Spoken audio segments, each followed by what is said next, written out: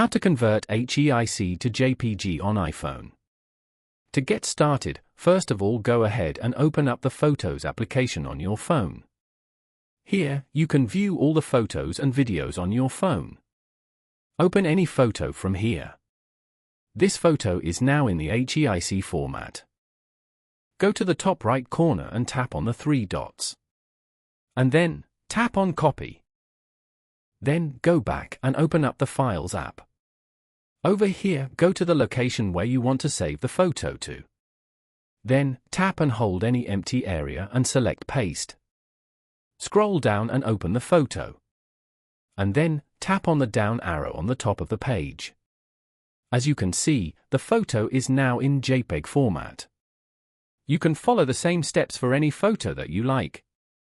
Following these steps, you can easily convert HEIC to JPEG on iPhone.